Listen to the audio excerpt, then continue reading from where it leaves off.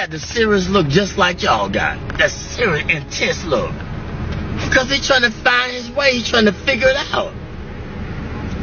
It's frustrating. I'm trying to listen to God.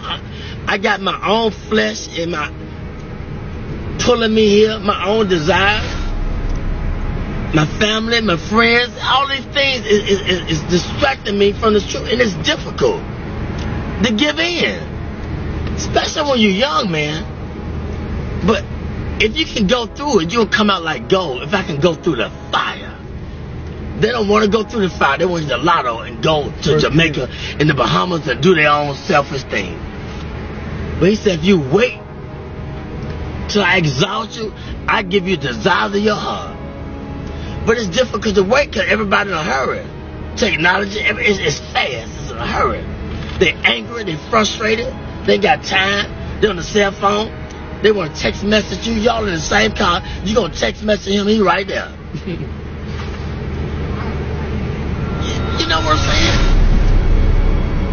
Everybody in a hurry. I don't know where they going, but when they get there, oh, they going to be sorry. The faster you try to get there, that career, that money, and you're going to figure it out that, man, it was the journey. It was not the destination. You was in a hurry to get there, to come up, to be this, to be that. And when you get there, you're going to feel discouraged more than you did before you even started to get there. Because it was the journey, the people that you didn't stop to talk to like me at check-in. The people at the gas station. You was in a hurry to get there, but it was the journey.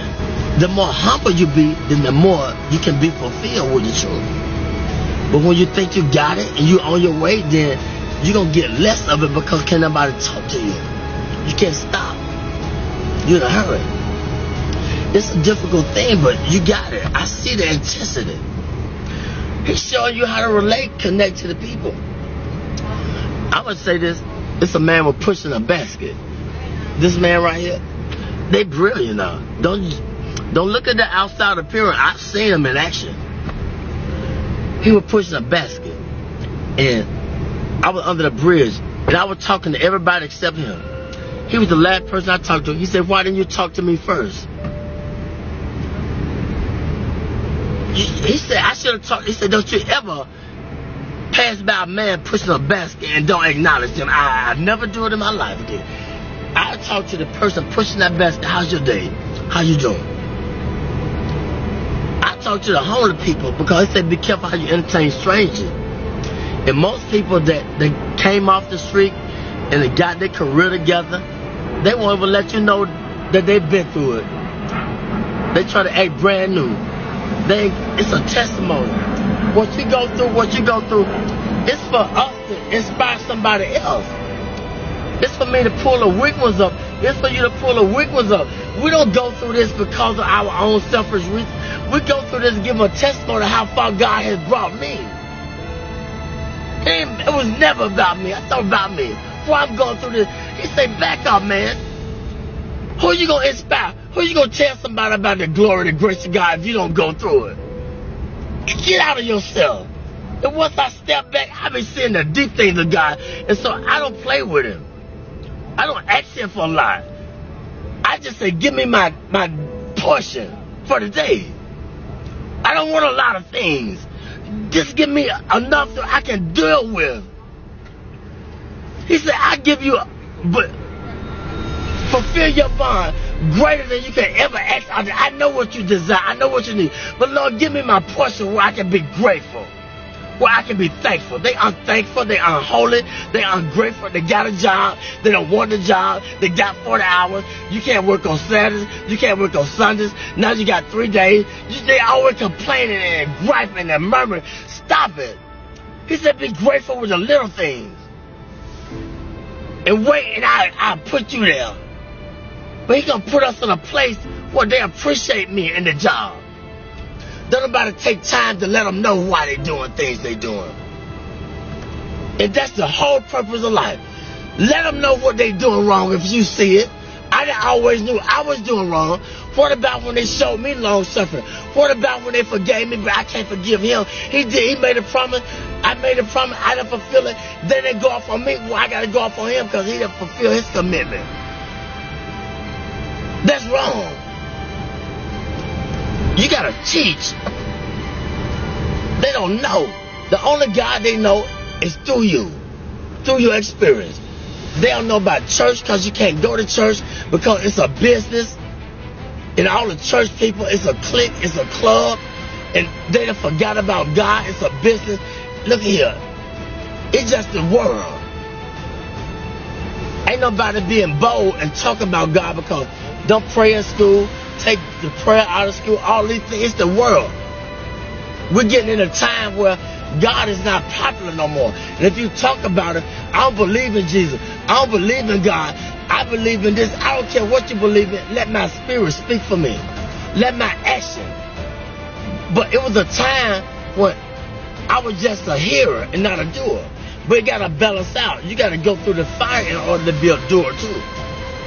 You're going to be a hearer, then you're going to be a doer.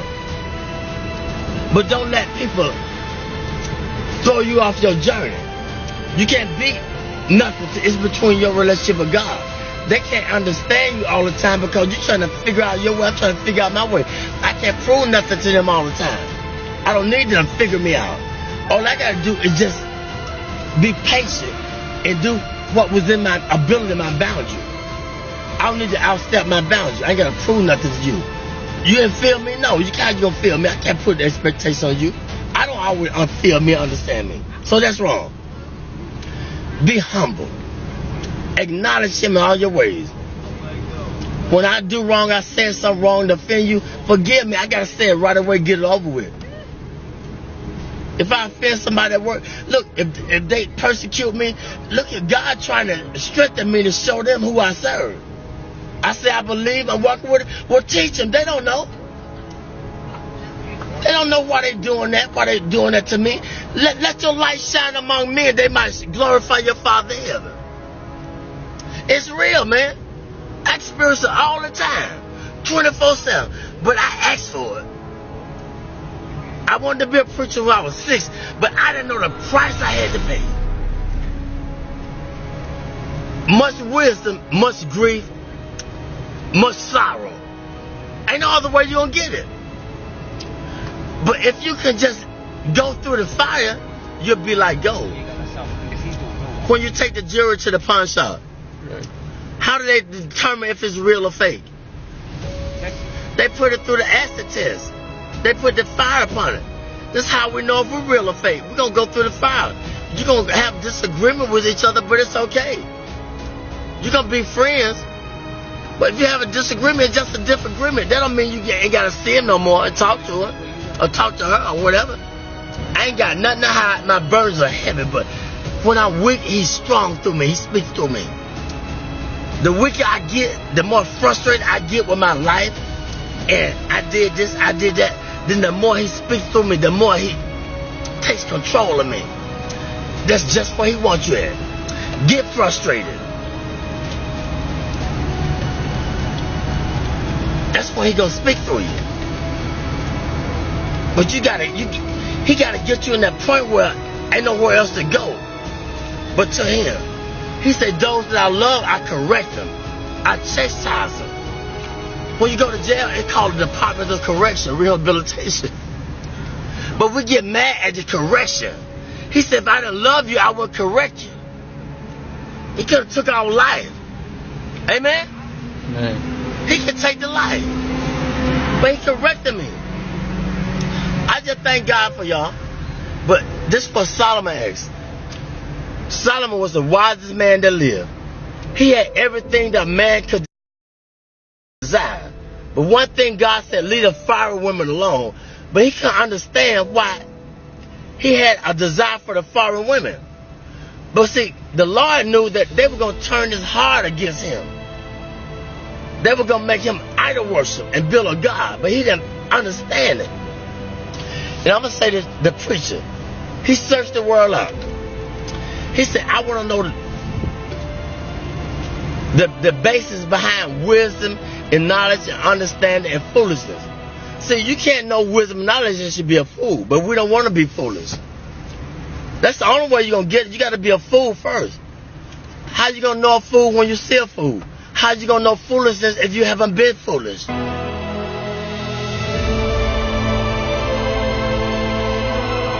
See, you can't know wisdom, knowledge, and should be a fool. But we don't want to be foolish.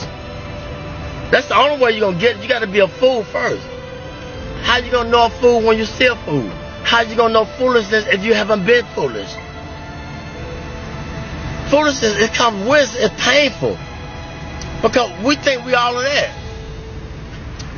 We got a lot of abilities. We can create. We can be inventors, but we're limited. If I understand that I'm limited, then that's when God takes control and gives me the wisdom that I desire. Humility. Be humble. If you don't understand your purpose, ask God. But ask Him in sincerity. What's my purpose, God? Did you ever ask that question? What's my purpose? Why I'm here? What am I meant to do? But sometimes He can't tell us all at once. It might be too much.